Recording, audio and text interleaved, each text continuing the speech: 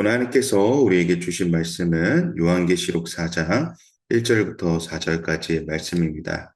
하나님의 말씀 받들어 함께 읽도록 하겠습니다. 이 일 후에 내가 보았습니다. 보십시오. 하늘에 열린 문이 있고 전에 내가 들은 그 음성, 곧 나팔 소리같이 나에게 들린 음성이 말했습니다. 이리로 올라오너라. 그러면 내가 이후에 마땅히 될 일들을 내게 보여주겠다. 나는 순식간에 성령에 사로잡히게 됐습니다. 보십시오. 하늘에 보좌가 있는데 그 위에 누군가 앉아 계셨습니다. 그 앉으신 이는 벽곡과 홍옥 같고 무지개가 보좌를 둘러싸고 있는데 그 모습이 에메랄드 같았습니다.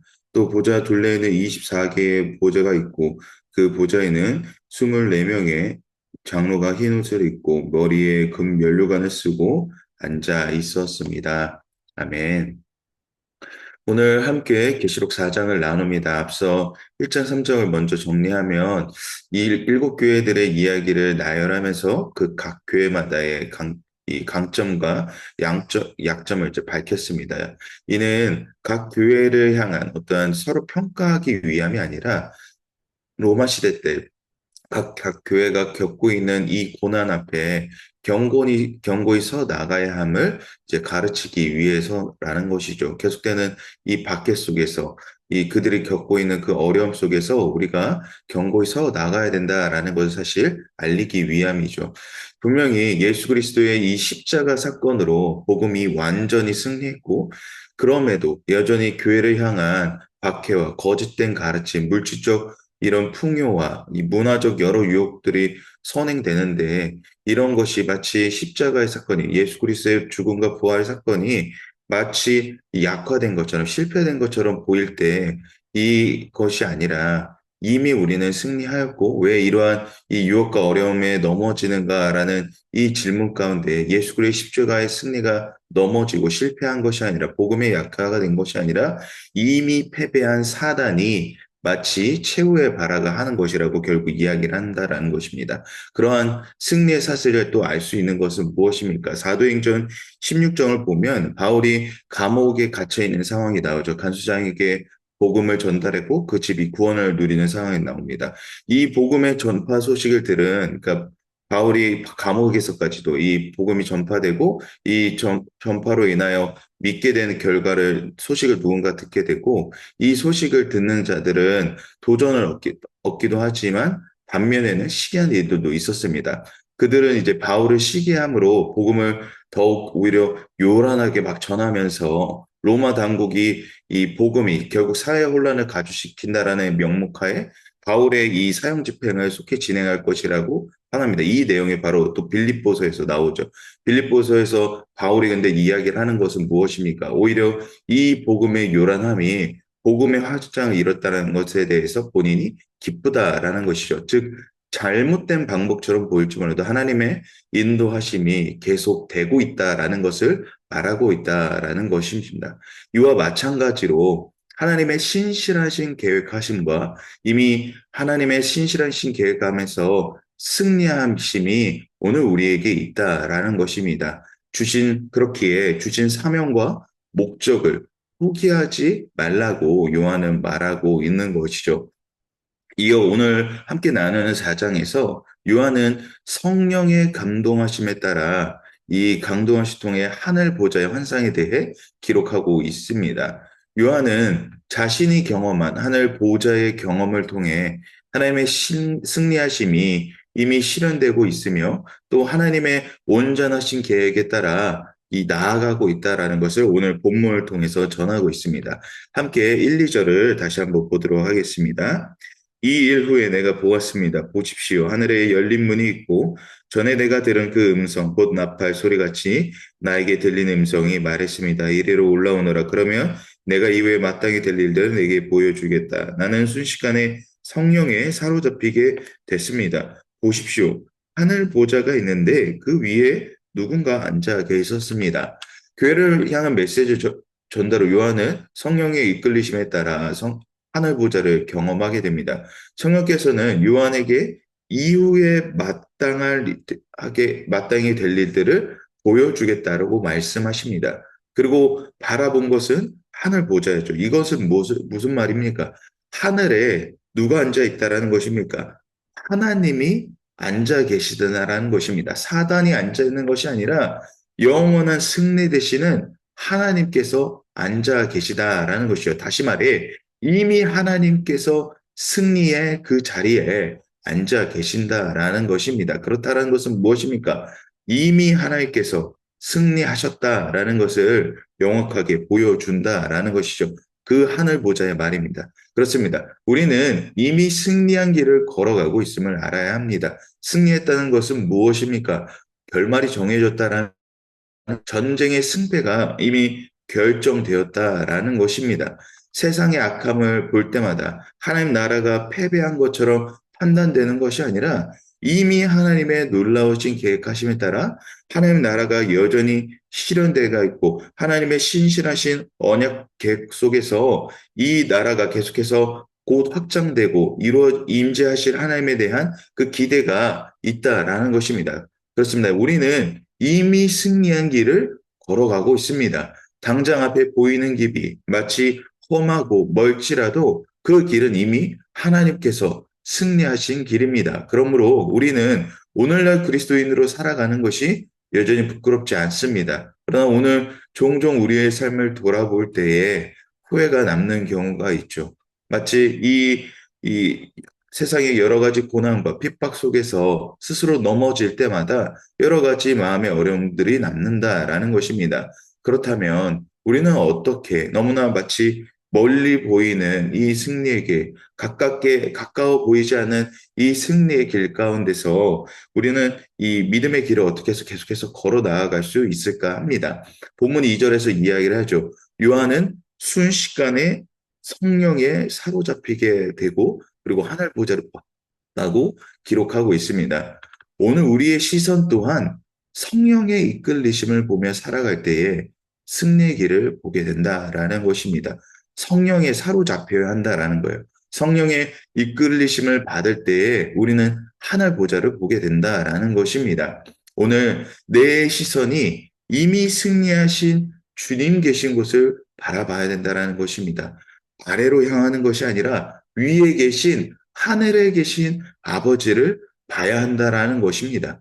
아래의 것이 아니라 위에 계신 하늘 보좌에 계신 하나님을 바라볼 때에 오늘 우리의 길이 멀고도 험한 길이 아니라 분명하고도 확신에 찬 승리의 길임을 우리가 보게 된다라는 것이죠. 그러므로 우리는 위에 계신 주님을 바라보며 살아야 한다라는 것입니다. 성령님의 인도하심을 받는다라는 것, 하늘 보좌를 봐야 한다라는 것이죠.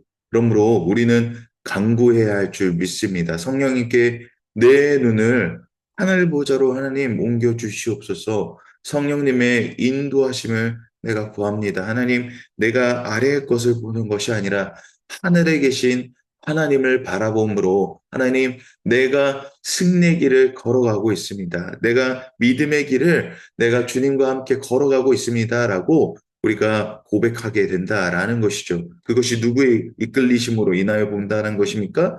바로 성령 하나님의 인도하심을 구할 때, 그 인도하심을 구함 가운데서 우리는 믿음의 길을 승리로 나아갈 수 있다라는 것을 보게 된다라는 것입니다.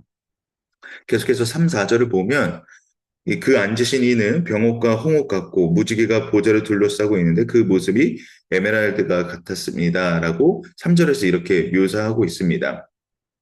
요한의 이 묘사는 보석이 가진 상징적 의미가 있어 이렇게 묘사했다기보다는 이사야나 에스겔이 하나님의 영광을 봤을 때 묘사하는 것처럼 조심스럽게 하나님을 은유적으로 표현하기 위해서이지 않을까 합니다. 바울 또한 디모데 전서에서 가까이 가지 못할 빛에 거하시고 아무 사람도 보지 못한다라고 말했습니다. 이와 같이 요한도 하나님의 보좌를 마치 표현할 길이 없어서 이 보석에 반사되는 이 눈부신 빛으로 하나님을 묘사한 것이 아닐까 합니다. 분명한 것은 무엇입니까? 이 보석들로 하여금 하나님의 영광과 존귀를 나타낸다라는 것이죠. 이어 4절을 보게 되면 하나님의 보좌로부터 그 주변이 시선으로 옮겨지게 됩니다. 이동할 때에 보여지는 것은 보좌를 이 둘러싸고 있는 24개의 보좌가 나옵니다. 그 4개, 24개의 보좌에는 흰 옷을 입고 금 면류관을 쓴 장로들이 앉아 있다라고 말합니다. 이에 대해 24개의 보좌에 앉은 이가 사람이냐, 천사냐라는 견해도 있습니다. 분명한 것은 성경 어디에도 천사가 면류관을 썼다는 기록이 없다라는 것입니다. 그렇기에 24개 앉은 이는 곧 사람이라고 말할 수가 있다라는 것이죠. 즉 이것이 의미하는 바는 24개 보좌를 의미하는 것은 왕 같은 제사장을 뜻하는 것입니다. 즉 하늘 보좌를 둘러싼 이들은 왕 같은 제사장이요 하나님 나라에 속한 하나님의 백성이라는 것이죠. 그렇습니다. 하나님께서는 왕 같은 제사장으로 우리를 부르셨습니다. 영광과 존엄에 참여할 수 있는 우리를 그 자리로 부르셨다라는 것입니다. 오늘 우리는 예수 그리스도의 십자가 은혜로 말미암아 영광에 참여한 사람들이 되었습니다. 그러나 이 십자가 사랑으로 말미암아 우리가 죄에서 승리했음에도 불구하고 우리는 여전히 마치 노예와 같이 패배 의식을 살아갈 때가 있습니다.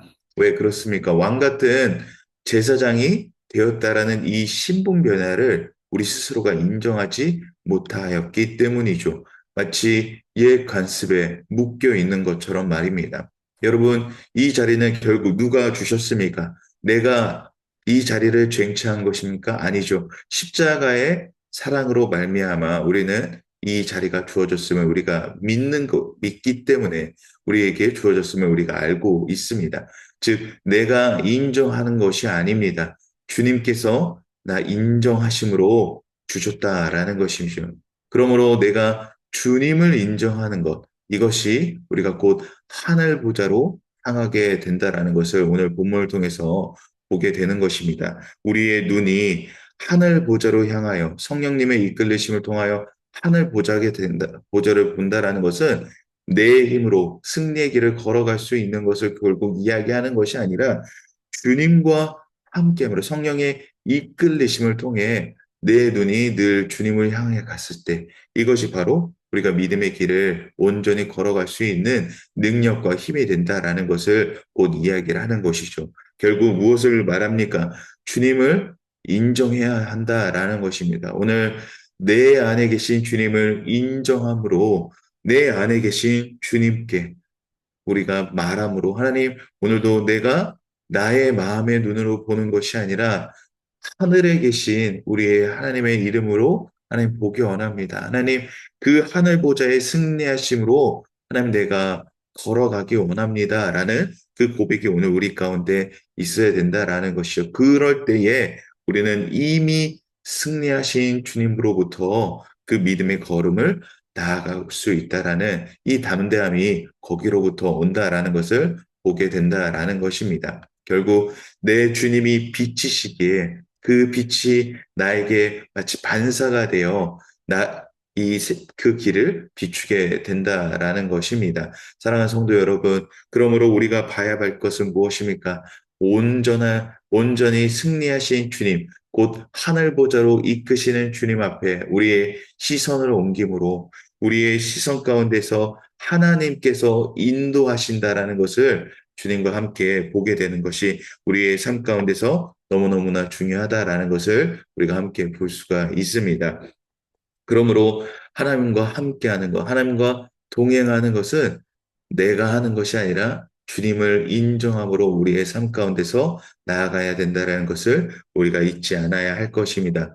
그러므로 오늘도 주님과 함께 승리하시기를 바랍니다. 내가 하는 것이 아닙니다. 내 안에 계신 그리스도를 말미암아 우리는 하늘의 보좌를 바라보며 그 승리의 길을 걸어갈 수 있습니다.